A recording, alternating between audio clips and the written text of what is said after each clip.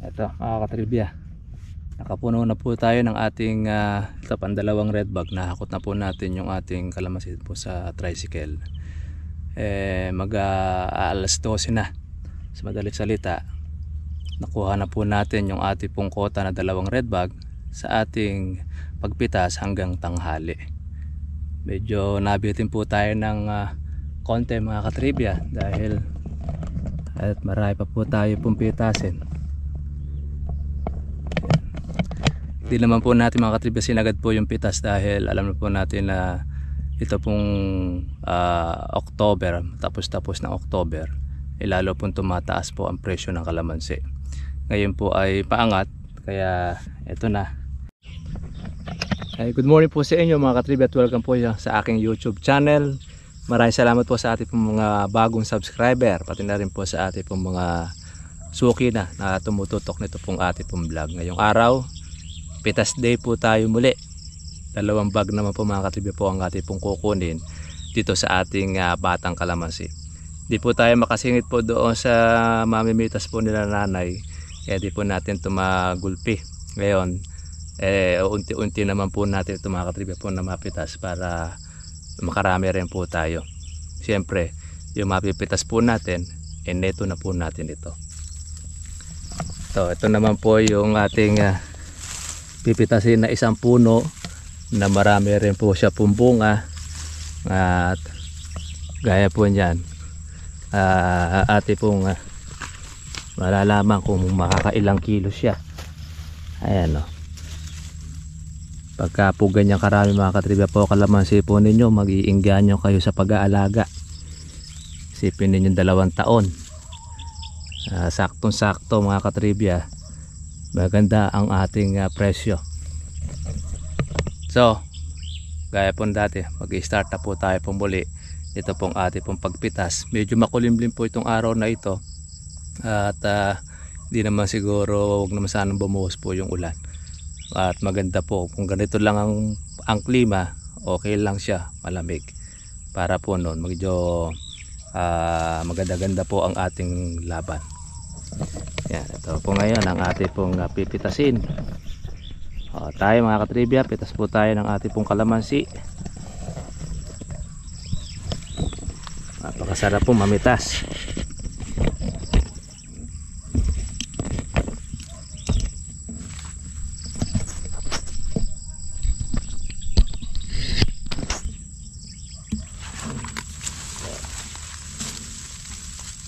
Kaya ganitong oras pwede na po tayo mamitas. Wala naman pong ulan kahapon, kaya okay lang.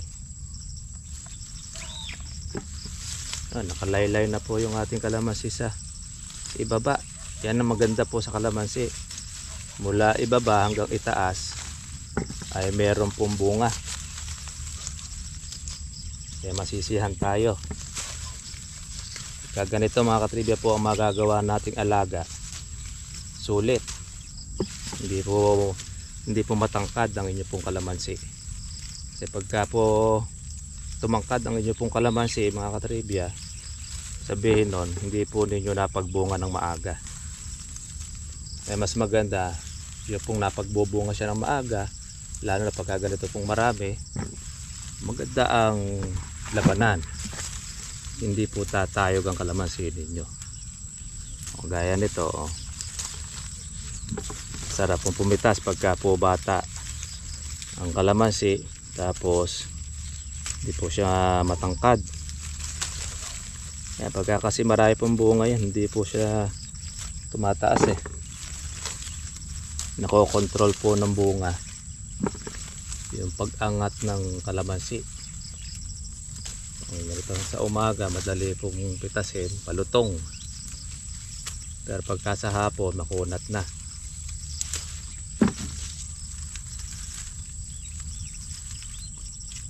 Dalawang bag po ang ating target na pitasin mga katribya. Bayar po natin hanggang alas 2 lang po ng hapon, kaya obligado na natin itong matapos. Pero pag ganito naman po mga katribya, makakapalang bunga, sandali lang naman po tayo makakadalawang bag. Lalo na ganitong mga malalaki siya.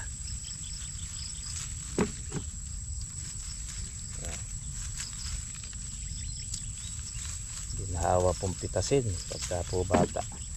Kahit po yung anak natin mga maliliit pwede po siyang pumitas.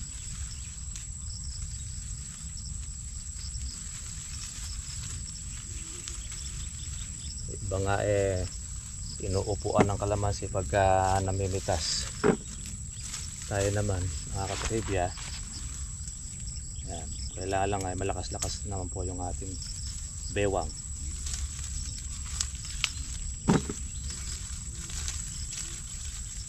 Kaya meron puno mga katribya, mahigit pa sa 6 na kilo po pwede natin makuha. Dahil meron punong-puno ng bunga. Para sumampol tayo, meron tayo nakuha na 6 na kilo sa isang puno.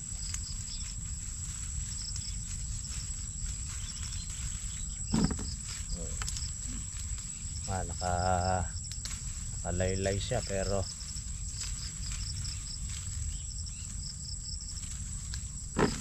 nung pitas tumayo na. Ganado mga katribya ang buyer pagka pumalalaki ang kalamansi.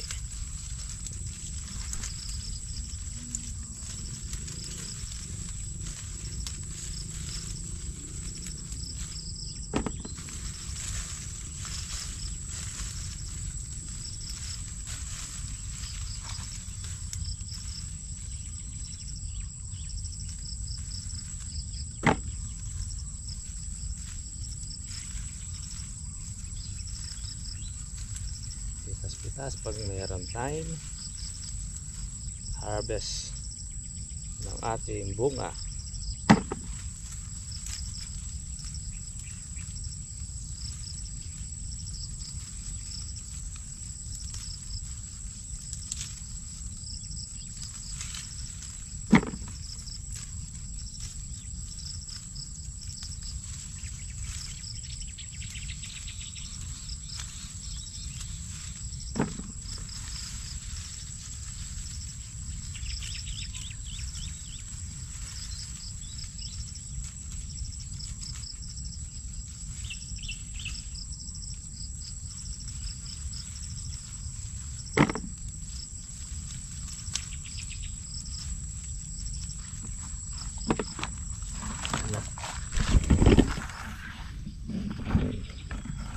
Ito na po yung ating napitas. Tayo pa tayong kukunin.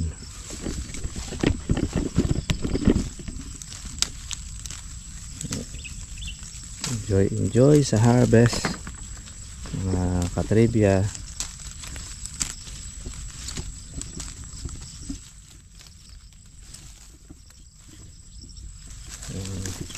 Lalaki ng bunga.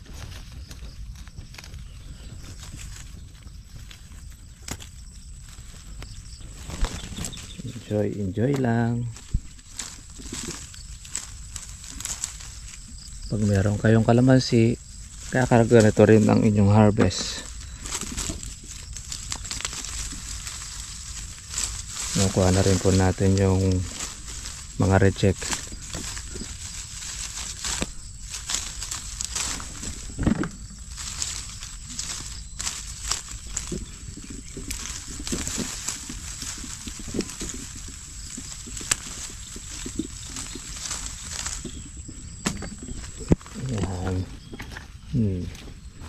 Ilalim kukunin natin para hindi po maging reject. Sayang kasi pagka naiwanan wala namang ganong presyo ang reject natin.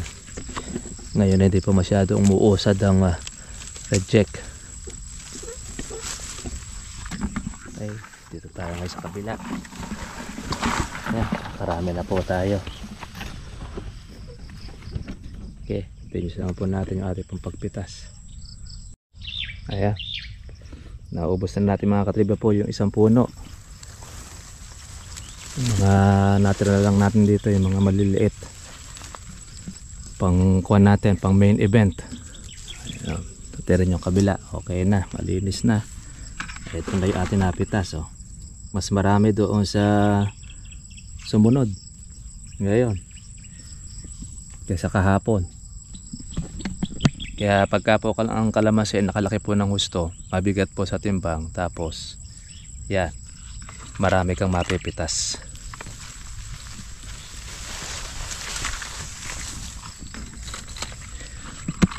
Kaya yung 3 puno mga katribya, pagka po pag ganitong bata kalamansi at marami pong bunga, kumukuha po siya ng 15 kilos. Basta po pagka marami pong bunga. At ito, mapupuno natin ito sa 3 puno. Mga 6 na puno, kuha po tayo ng 1 bag. Pagka maganda po ang bunga. Pero pag hindi mo kasi lahat po ng mga puno pare-parehas ang bunga, merong konti ang bunga, meron naman tigib ng bunga. Ako, medyo maambon-ambon mga katribya. O kaya tang maaga-aga ang pag-uulan natin.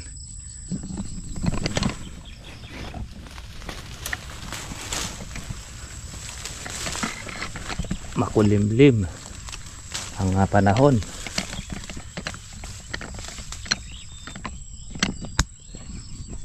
Okay, para tayo makarami. Ito mga katribya po yung ating 2 puno na pinitas. Ito yung ating nakuha. Mamuno-muno po itong ating timba.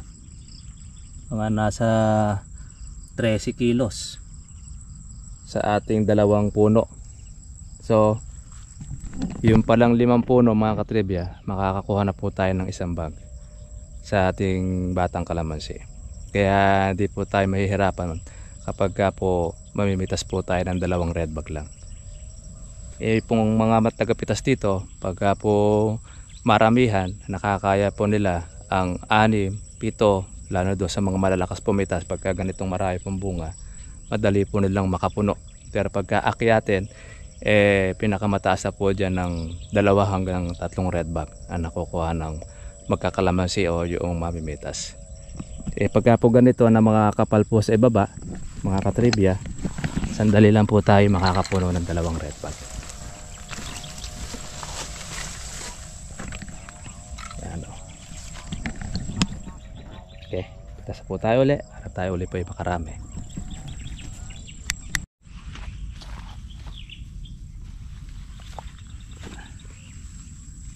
Ito mga katribya, meron na po tayong 1 timba. Tumbas na ito ng ating kalahating bag.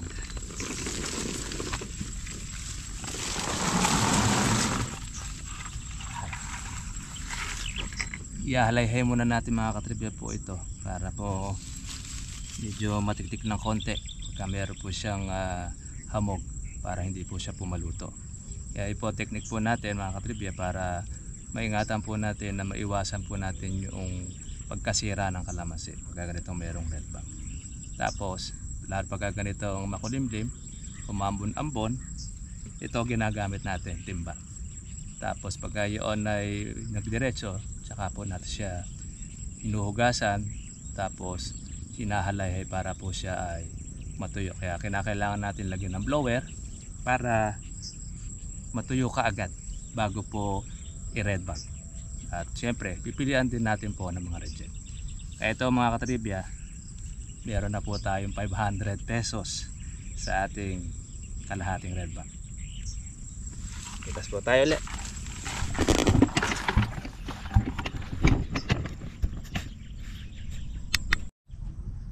Ito na mga katribya po, nakapuno naman tayo ulit po ng 1 timba. 1, 2, 3, 4, 5,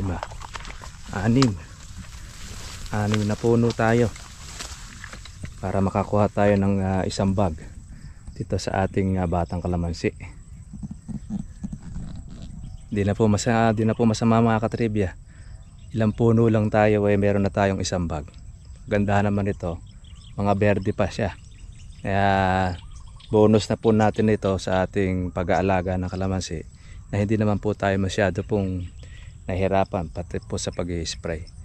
Kaya ngayon po mga katribya, ito pong ating mapipitas na ito, siya rin po natin pang-aalaga rito sa ating pag-i-spray po ng bulaklak at sa another na pagpapabulaklak nito para maging continuous yung pamumunga ng kalamansi natin. Yan. Meron na po tayong isang bag na napitas. Ito mga katribya, nakapuno na po tayo ng ating pandalawang red bag. Nahakot na po natin yung ating kalamansi po sa tricycle. Alas 12 na, sa madalit salita nakuha na po natin yung ating pong kota na dalawang red bag sa ating pagpitas hanggang tanghali. Medyo nabitin po tayo ng konti mga katribya dahil at marami pa po tayo pong pitasin. Hindi naman po natin mga katribya sinagad po yung pitas dahil alam na po natin na ito pong October, tapos ng October, lalo pong tumataas po ang presyo ng kalamansi. Ngayon po ay paangat, kaya ito na, pitas na po tayo ng 2 bag. Sa madalit salita, meron na po tayo mga katribya pong netong 2,000. Yan. Sa iba mga katribya po ay 950, iba 9 ang kuha ng kalamansi. Ngayon sa atin 2 red bag, tomo tayo po mga katribya po ang pumitas, kaya nito na po natin ito. Yan. Pahinga lang po tayo ng konti, tapos ay kukuha lang po tayo ng mga 6 na kilo para po doon sa ating pong dilaw, at least hindi na tayo masyado pong babalik, at manananghalian na rin po tayo para pagbigyan naman po natin ng ating lupang katawan. Yun lang mga katribya, pinagbigyan po tayo ng panahon at maganda-ganda po yung araw po natin. Di masyado pong mainit, kaya okay, madali pong pumitas ang kalamansi, lalo na po pagka po marami po ang bunga. So mga katribya, ito na po ang ating pong vlog at maraming salamat po sa ating pong mga subscriber. Shoutout po natin ng lahat po ng ating pong mga bagong tumututok dito po sa ating pong pagkakalamansi. At minsan pa, kita-kita lang po tayo po bukas. Bye bye. Ito na, ito yung ating kasobra. Kadalawa na tayo. Tayo po ay mananghalian na, at maya maya po ay dire-diretso po ulit tayo ng pag-aalis po ng baging.